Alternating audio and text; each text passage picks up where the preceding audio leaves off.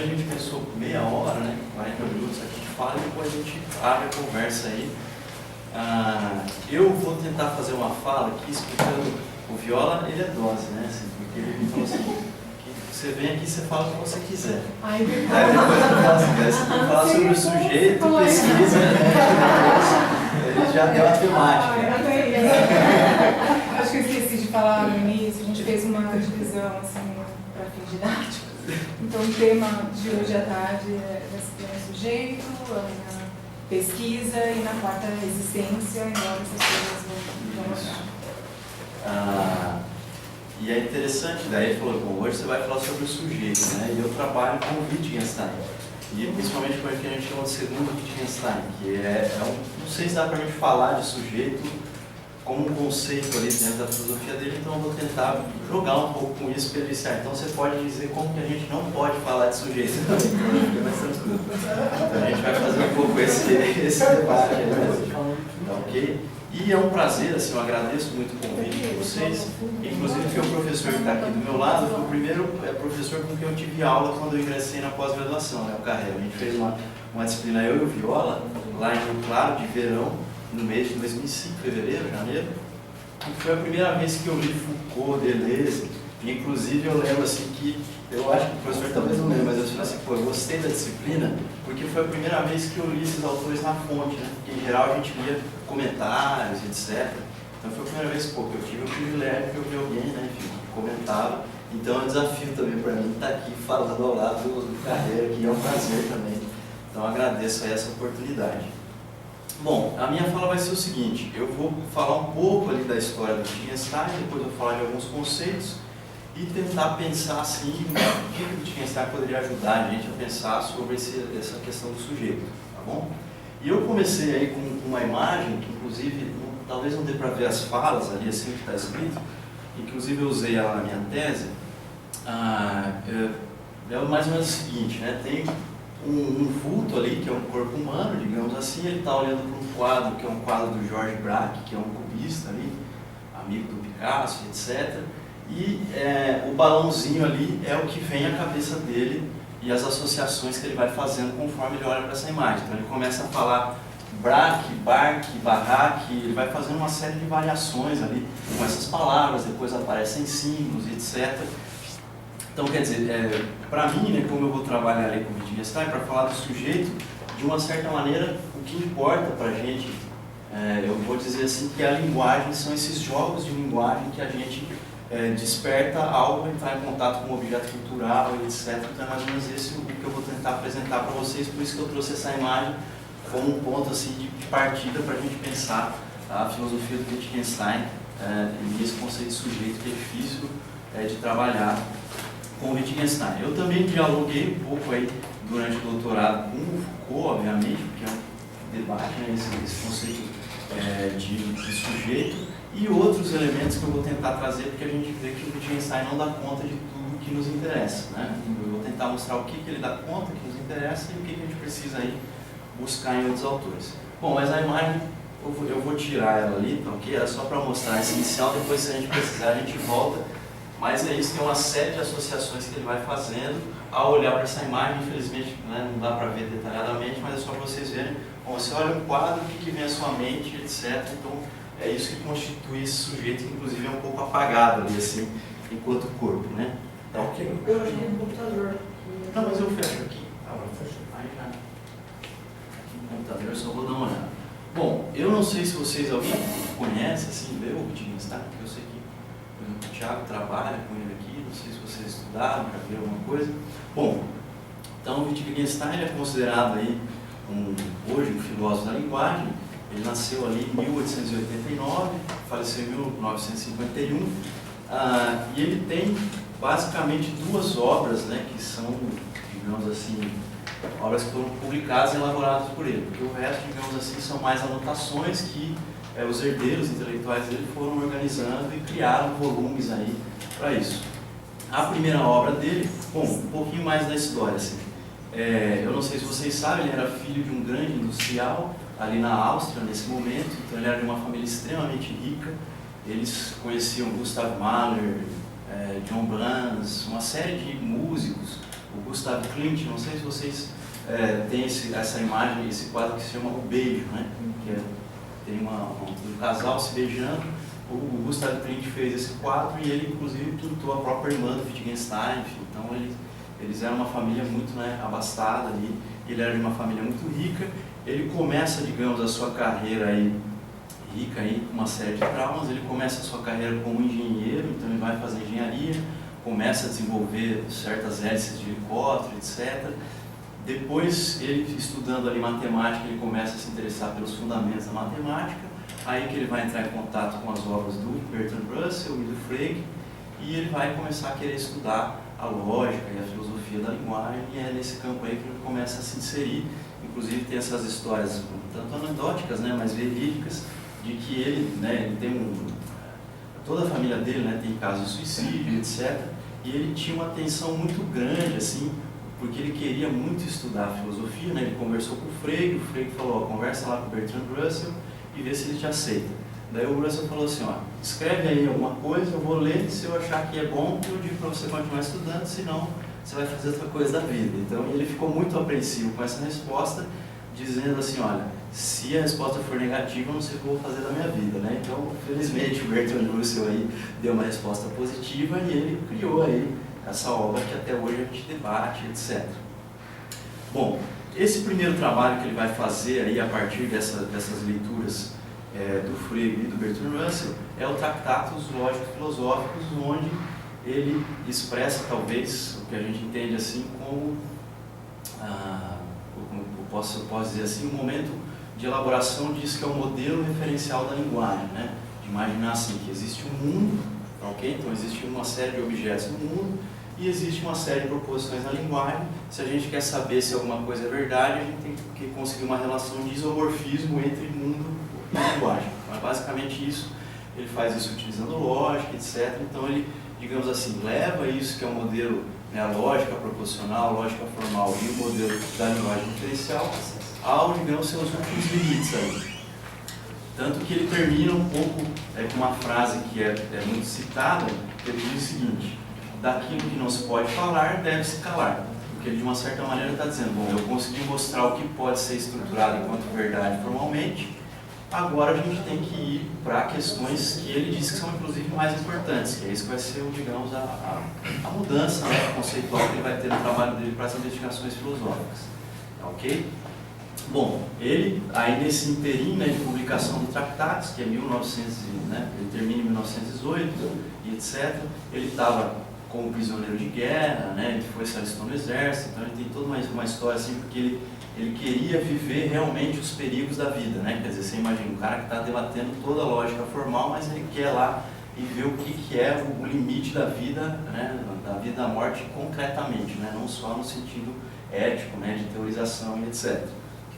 Bom, depois ele termina esse Tratados Lógico-Filosóficos e ele, né, um pouco talvez até dizem traumatizado pela guerra, ele vai sair da academia, então ele vai virar jardineiro, ele vai fazer uma série de outras atividades. E uma atividade que dizem que é uma mudança, né, conceitual para ele, que ele sai dessa lógica mais formal, ele foi para uma escola no interior da Áustria dar aulas para, né, comunidades aí menos abastadas, e ali ele entra em contato com uma linguagem que não é a linguagem formal, né, essa linguagem, a gramática normativa da língua alemã, naquela época, e etc. Então ele entra em contato com isso e ele começa a perceber, bom, mas essas pessoas não falam, digamos assim, a língua corretamente, mas elas se entendem, né, elas vivem, etc., fazem um monte de coisa. Então deve ter mais coisas aí do que o que a gente imagina, que é só saber a linguagem correta. Então ele vai começar a ter essa relação do que é a linguagem com a ação humana, né? Então ele vai criando esse segundo momento que vai ser o das investigações filosóficas. Ele vai fazer um rompimento não, né? Dizem que uns veem como uma continuidade, um avanço, e outros, né, como um rompimento, né? Para o segundo Wittgenstein, que é esse Wittgenstein das investigações filosóficas, que é onde ele vai criar esses conceitos, né?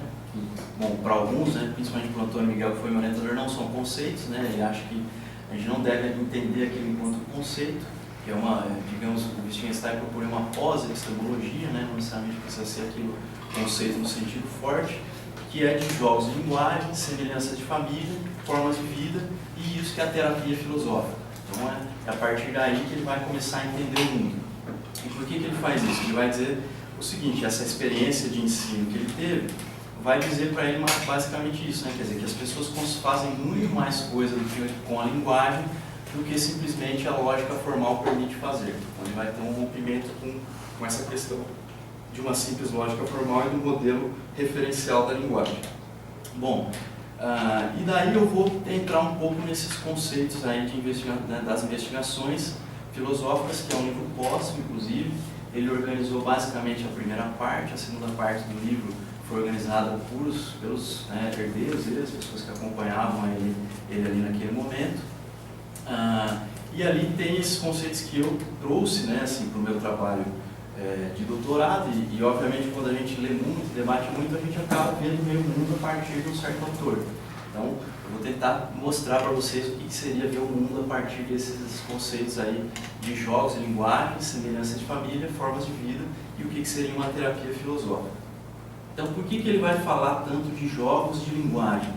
Né? Em primeiro lugar, porque essa ideia de jogo ela vai querer indicar que a linguagem não é só a língua falada, né, ou essa questão normativa que a gente tem, é muito mais que isso, é um jogo de linguagem, porque toda linguagem ela é uma atividade, ela é uma praxis, então ela envolve uma ação.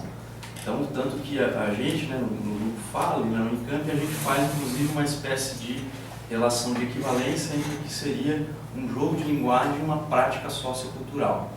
Por exemplo, o que seria uma prática, né? Para tentar dar um exemplo e entender também a questão do jogo de linguagem. Eu posso estar andando e eu posso tropeçar. Se eu tropeço, isso não é uma prática, isso é uma ação, que ela não teve uma intencionalidade. Agora, se eu finjo que eu tropeço, aí eu estou tendo uma prática sociocultural, que é a prática de fingir, né, a ação de tropeçar, essa ação de tropeçar. Então, é só para a gente diferenciar um pouco que a prática envolve muito mais essa questão da intencionalidade. Obviamente que para o Wittgenstein, nem todo jogo de linguagem precisa ter essa questão da intencionalidade também. Então, ele tem os jogos que a gente diz são agramaticais, né, que não respondem a essa gramática da intencionalidade, inclusive. Então, a gente, para tentar entender isso, assim, sempre que você usa uma linguagem, né, que eu falo garrafa, né, e aí tem um exemplo bacana, vou tentar o próprio exemplo que o Wittgenstein diz, assim, imagine que tem pedreiros, né, a gente está observando dois pedreiros trabalhando ali, daí um está levantando ali um muro e o outro, né, esse que está levantando o muro grita assim, lajota, daí o sujeito vai lá, busca numa pilha, né, uma das lajotas e traz para o sujeito que está levantando o muro essa lajota. Ou seja, a palavra lajota, ela não está representando, né, para fazer esse diálogo com a ideia da linguagem enquanto representação do mundo, ela não está representando o objeto, mas ela está representando este conjunto de ações que faz com que esse segundo pedreiro se movimente e traga a lajota até esse sujeito que está levantando o muro. Então, vocês vejam, a palavra é muito mais do que essa conexão com um objeto concreto ali que ele está dizendo. A gente pode, por exemplo, pensar a própria palavra jogo, né, que também é um exemplo de Wittgenstein. De quantas formas a gente pode utilizar a palavra jogo, né? Pode ser um jogo de futebol, pode ser um jogo de tênis, pode ser um jogo de botão de mesa, e por aí vai. E a gente pode tentar daí procurar coisas semelhantes entre todos esses usos, e aí é uma outra palavra importante, os usos, né, que a gente tem das palavras nos jogos de linguagem, para tentar entender aí se há algo de essencial, tá, okay? de comum em todos esses usos da palavra jogo que a gente teria e poderia imaginar. E por que eu estou falando da palavra semelhança agora? Porque uma das outras questões que o Wittgenstein tenta combater é essa busca por uma caracterização de maneira metafísica e essencial de uma palavra, ou seja, eu quero definir de uma vez por todas o que é a palavra jogo. Então essa palavra que é, essa pergunta, né, que é a base da metafísica, que é o que é X, o que é jogo, o que é função, por aí vai. Então sempre que a gente está perguntando isso, a gente está perguntando sobre a essência, né, talvez da coisa, né, se a gente vai nessas filosofias mais transcendentais. Mas aí o Wittgenstein vai criar, além dessa, né, dessa ideia de jogo de linguagem, a ideia de semelhança de família para justamente combater essa ideia de busca por essências. Então, por que semelhança de família? Né? Inclusive vai pensa na família, na nossa família, assim, né? Na família de vocês. Alguém que vê você do lado do irmão, da mãe, etc., provavelmente ele vai falar assim, ah, a sobrancelha é igual da sua mãe, o nariz é igual do seu pai, etc. Então a gente vai encontrar, né, aspectos assim, né, que se assemelham entre os membros da família, mas o Wittgenstein vai dizer que a gente nunca vai conseguir encontrar algo de essencial, que é comum a todos os membros da família. Então, se a gente pensar assim, a gente nunca conseguiria encontrar algo que seria comum em todos os usos que a gente tem da palavra jogo. Okay? Então, é para isso que a semelhança de família serve. A gente pode ir 2 a 2 dizendo, esse uso de jogo é semelhante com esse, por causa disso, disso, disso, é semelhante com o terceiro e por aí vai. A gente pode ir fazendo essa descrição, mas ao fazer toda essa descrição, a gente não vai conseguir dizer que há uma essência, né, uma caracterização essencial do que seria. Né, eu gosto muito de dar, porque o pessoal lá que eu trabalho tem estudado muito a questão da função, e não sei se alguém conhece a teoria de representação semiótica, né, que é uma teoria que inclusive trabalha com esse modelo referencial de linguagem. Eles imaginam que há um objeto e a gente tem as representações do objeto que se aproximam, né, que fazem com que a gente se aproxime desse objeto, mas a gente nunca chega lá no objeto, é por meio das representações. Então, por exemplo, né, para o Wittgenstein, você pega a função, a gente faz a representação algébrica, faz a representação gráfica, faz a representação por tabela, por aí vai, né, representação literal e tudo mais. Cada uma dessas representações, na leitura do Wittgenstein, é um jogo de linguagem. Então, a gente poderia indicar semelhanças de família nesses diferentes usos do conceito de função, o uso na tabela, o uso algébrico, etc., ou tantos outros. Mas a gente jamais poderia dizer que todos esses usos têm um elemento essencial que caracterize de uma vez por todas o que é ser uma função. Ok?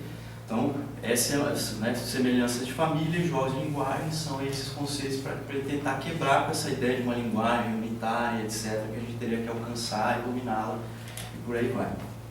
Bom, o terceiro aí, que é forma de vida, a gente pode usar, voltar lá inclusive ao exemplo do pedreiro, né? Porque veja, ali naquela forma de vida, em que o pedreiro vem da lajota, quer dizer, o que é a forma de vida? É esse acordo, né, ali tácito que há entre aqueles membros daquele jogo de linguagem, naquela forma de vida, que faz com que eles ajam de acordo com essas regras que foram pré-estabelecidas. E nem sempre essas regras, digamos assim, são conscientes, né, ou são conversadas.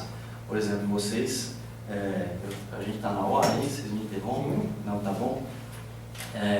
Eu não sei se vocês, todo dia que vocês levantam da cama, vocês antes de se levantar, vocês pensam, será que eu vou cair? Né? Será que tem um buraco, né, lá no chão do meu quarto? A gente não se pergunta isso, por quê? Porque há uma questão da concretude, né, do mundo, que faz com que isso se torne uma regra linguística, inclusive para a gente, que a gente, bom, eu não vou precisar levantar todo dia. Eu acho que se acontecer isso, provavelmente você vai procurar um psiquiatra, né, um psicólogo, porque você não vai estar muito bem, assim, né? Então a gente tem uma série de acordos, assim, né, que vem inclusive dessa questão da própria natureza, que se constituem na nossa linguagem, na forma como a gente age no mundo, ok? Então a forma de vida é um pouco isso, e a gente pode pensar, bom, nós aqui na universidade, nós somos também uma espécie de forma de vida, a gente tem uma série de acordos, né? Por exemplo, se eu chegasse aqui e colocasse uma música funk e começasse a dançar aqui, provavelmente vocês iam ficar meio, né, incomodados, porque eu ia estar fora, né, das regras gramaticais dessa expectativa de como eu chego aqui, né, e aí eu até acho isso eu aproximo muito dessa questão da institucionalidade enquanto discurso, assim, né, que são o que é permitido dizer para o sujeito em uma dada posição e por aí vai. Mas bom, então a forma de vida, elas seriam, digamos, esse ancoradouro, né, do sentido dos jogos de linguagem. Então, o jogo de linguagem ele tem um sentido dentro de uma forma de vida. Se você muda de forma de vida, a gente teria um outro sentido. Então, desde as coisas mais simples, assim, né? Por exemplo, eu falar hoje desse exemplo de função e eu, por exemplo, chegar numa sala de aula no primeiro ano do ensino fundamental e dar um exemplo de função, quer dizer, lá é uma outra forma de vida. E o meu jogo de linguagem vai ter um outro sentido do que ele tem aqui. Então, estou dando o sentido de usar, né, o exemplo de função para dar uma explicação de uma teoria, de um filósofo, etc, etc. Lá, na sala de aula, você estaria talvez com o objetivo de ensino daquele conteúdo e por aí vai. Então, é para vocês entenderem que apesar de a gente ter essa ideia de que nós estamos falando do mesmo conceito de função, ele não é o mesmo, por quê? Porque envolve as ações e a forma de vida em que essas ações estão acontecendo, ok? Bom, e por último, aí para a gente tentar ir já para o fim, né? Acho que já falei um bocado, mas assim, o que seria a terapia filosófica, né? Quer dizer, tem sempre um debate no Wittgenstein, assim, principalmente no segundo, se ele é mais pragmatista, né, nesse sentido de que a verdade está na prática, né, na ação prática, ou se ele é o que a gente chama de um terapeuta, né, no sentido de que ele entende que a gente deveria olhar para os vários usos que a gente tem de uma dada palavra para poder saber, ter uma noção do que é essa palavra e que vai ser sempre uma foto, né? E que quer dizer, nunca a gente vai conseguir exaurir todos os usos que a gente teria de uma palavra qualquer em uma forma de vida qualquer. E para dar um exemplo disso, no prefácio, o Wittgenstein ele diz o seguinte, das investigações filosóficas, ele vai falar o seguinte, que esse livro, né, que é as investigações filosóficas, não sei se vocês já abriram, ele é escrito por aforismos. Então você tem lá o parágrafo 1, daí ele faz um debate, parágrafo 2, ele faz um debate. E muitas vezes esses aforismos, eles não estão em sequência, né? Você pode inclusive cortar, recortar eles, você começa a ler aqui, termina lá, etc. É uma visão muito mais aberta, né? Não tem essa racionalidade técnica que a gente tem tanto atualmente posta aí, inclusive na academia. E ele vai dizer assim, que aquele livro é uma espécie, é um livro de imagens, assim, de fotos, né? Então você vai olhar uma série de fotos, vai ver ter uma visão panorâmica, né, da problemática que ele vai lidar, e daí a partir disso você amplia, digamos, a sua visão de mundo, né? E a terapia filosófica vem em que sentido, né? O Wittgenstein é muito criticado por ser um antifilósofo. Em que sentido? Ele acusa muito a filosofia de criar falsos problemas, né? Então, quando você começa a dizer, a mente é isso, e você começa a elaborar uma teoria sobre a mente, o que vai ser o exercício da terapia? Bom, se a gente quer entender o que é mente, vamos ver como as pessoas usam mente na vida cotidiana, né? Então, quer dizer, dá inclusive para a gente tentar sistematizar, né? Fazer uma terapia filosófica para entender qual que é o sentido de uma palavra no ponto de vista da terapia, seria bom. Então vamos ver os usos que a gente diz cotidianos, né? Mais simplórios, do senso comum e etc. Depois a gente poderia entrar para esse nível mais teórico, fazer uma exploração, né, de como as teorias lidam com isso. E depois nesse nível mais especulativo. Vamos tentar criar novos usos, né, expandir os usos que a gente tem para a linguagem. Então, quando a gente pratica, digamos assim, uma terapia inspirada aí nessa leitura que a gente faz do Wittgenstein, a gente faria esse tipo de percurso assim, para a gente ver, no fim das contas, a quantidade de usos que são possíveis para uma palavra, e isso traria para a gente o esclarecimento. E a gente não optaria por um hierarquicamente, dizendo porque o uso teórico ele é melhor, né, mais poderoso do que o uso não teórico. Ele vai dizer que esses usos fazem sentido nessas formas de vida, né, em um jogo de linguagem específico. Ele não vai hierarquizar o debate aí dos significados de uma palavra, de um conceito e por aí vai. Bom, até aí seria para mim, inclusive ele diz assim, né, eu até destaquei esse para não esquecer, ele diz assim, não há um método em filosofia, mas sim métodos, como que diferentes terapias, inclusive porque assim, não adianta você dizer, eu vou fazer a terapia como o Wittgenstein fez, não adianta por quê? Porque senão você escreveria o mesmo livro que ele, né, eu acho que essa é a provocação que ele faz. Inclusive ele vai dizer o seguinte, cada terapia, né, pode ser inspirada nesse procedimento, mas ela vai gerar uma série de problemáticas completamente distintas. Então, inclusive a gente ali no grupo que faz esses trabalhos, cada um dos trabalhos, eu por exemplo trabalhei com a emergência da educação matemática enquanto um campo de pesquisa no contexto da Guerra Fria. E daí, bom, se eu vou falar de Guerra Fria, eu tenho que fazer uma terapia do que é guerra, o que é Guerra Fria, o que é Guerra Quente, por aí vai. Então, e eu, inclusive, você cria uma estilística, né, derivada dessa temática. Então, eu fui falar de estilhaço, né, que as bombas causam estilhaços, etc. Então, você vai usando essas metáforas da própria guerra para elaborar o próprio campo a própria pesquisa, digamos assim, para entrar nos diferentes jogos de linguagem. Mas, como eu disse para vocês vejam, até o momento eu falei de jogo de linguagem, né? Eu falei desse combate em relação à metafísica pela semelhança de família, falei das formas de vida, que aconteceu com o curador e da terapia, mas, por exemplo, uma coisa que é fundamental para a gente que está no campo da educação e que se interessa, eu diria até pela vida humana, a política e as relações de poder são muito importantes. Então, o Wittgenstein não tematiza essas coisas. Então, por isso que, para a gente, foi muito importante, por exemplo, dialogar com o Foucault, porque daí ele vai falar das relações de poder, inclusive dos jogos de poder, etc., jogos de verdade. Então, a gente foi buscar, inclusive, com o Foucault e o Derrida, diálogos que aproximassem e ampliassem, né? Porque a nossa ideia, né, não era ser assim, eu vou ser um Wittgensteiniano, né? Mas era bom, o que do Wittgenstein é potencialmente criador para a gente na nossa pesquisa. Então, e aí a gente precisou recorrer aí a um diálogo, né, principalmente nessa questão das relações de poder, não só porque eu estava tratando de guerra, né, porque a própria matemática, né, e vocês sabem que o poder não é uma coisa só negativa, né, ela também é produtiva, no sentido da produção de saber e por aí vai. Então a gente fez esse diálogo com o Foucault e também com o Jacques Derrida, porque a gente percebia, principalmente essa questão da desconstrução do Derrida, de você tentar quebrar com essa apreensão binária do mundo, né? De você dizer assim, ou é homem ou é mulher. Então, a gente tentar que o Derrida, essa ideia da desconstrução, ele tenta inverter essa hierarquização para criar uma nova maneira de olhar, e a partir dessa inversão ele propõe o que a gente diz que é um deslocamento, que daí você passa a olhar para o problema não mais dessa maneira binária, mas de uma maneira que a gente pode dizer, inclusive, aí, que vocês conhecem a lógica fuzzy, né? Você olha ali todo o intervalo de 0 a 1, né? Então não é só o 0 ou 1, verdade ou falsidade, mas você tem todo o intervalo aí de diferentes possibilidades de significar um dado conceito.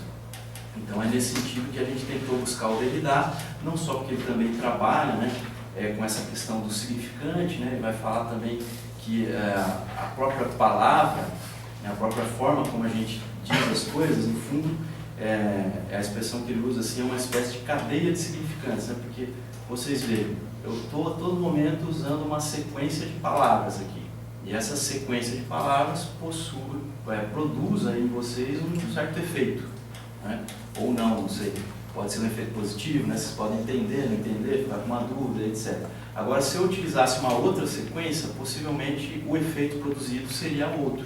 Então, quer dizer, essa ideia de você ter significante 1, né? Palavra 1, 2, 3, 4 na sequência, muda essa sequência, você tem a mudança do sentido disso que você está dizendo.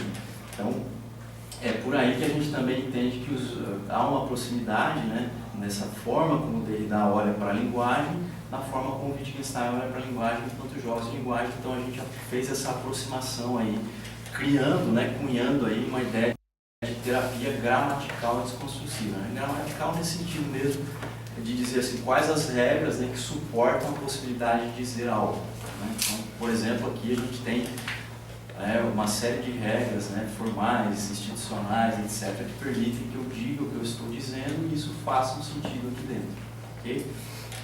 Bom, e daí, quer dizer, tendo esses diálogos, que eu não vou me aprofundar, mas se depois a gente quiser, a gente pode voltar, para voltar aí na ideia de sujeito, o que eu diria assim, que seria preciso para falar de sujeito a partir do Wittgenstein? No fundo, nós teríamos que fazer uma espécie de terapia gramatical desse conceito de sujeito, buscando, inclusive, como que vocês usam a palavra sujeito, como que está no dicionário, como que dado autor usa, né? E fazer essa descrição, né? O Wittgenstein fala muito em descrever os usos por meio das regras que cada contexto, cada jogo de linguagem permite.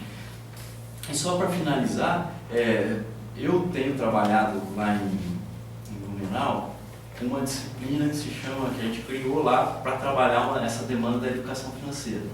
E eu, como gosto muito de debate político, coloquei lá um debate de política econômica.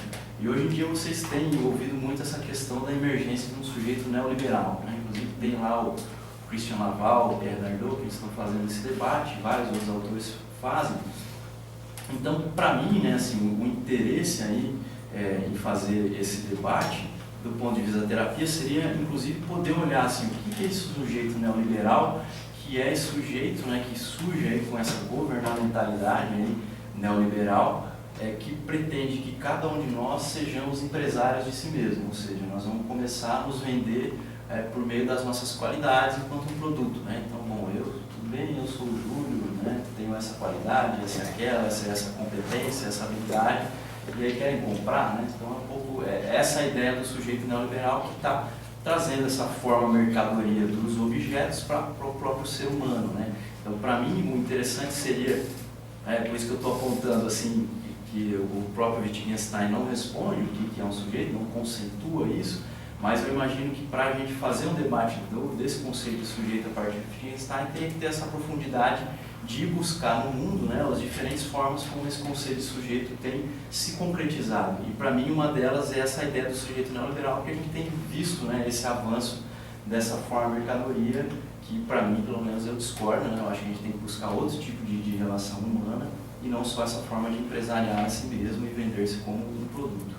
Então, para finalizar, eu acho que era isso, assim, a ideia que eu gostaria, né, para depois a gente conversar, no fim das contas, voltando àquela imagem, vocês vejam, ao se deparar com esse objeto ou com a minha própria fala, vocês produzem uma série de jogos de linguagem aí, que podem ser só o pensamento, e é importante, assim, porque o Wittgenstein, ele não faz essa separação entre o que é o pensamento e o que é a linguagem, até porque eu peço para vocês, pensem em algo e me digam se não tem linguagem nisso que vocês pensam, né? E aí, usando esse conceito amplo de linguagem, que são os gestos, os símbolos que a gente utiliza, etc. Então a gente não tem pensamento sem a possibilidade de linguagem, são questões inextricáveis.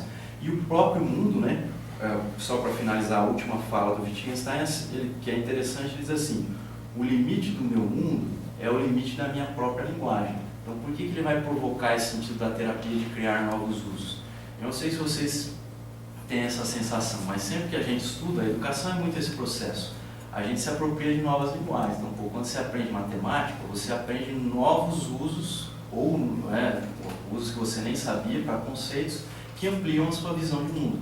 Então, o nosso mundo sempre amplia quando a gente consegue se apropriar de mais linguagem, né? Seja da linguagem antropológica, filosófica, matemática, por aí vai, a linguagem familiar, por que não, religiosa, tudo isso. Então, todas essas são formas de linguagem que vão ampliando a nossa visão de mundo, ok?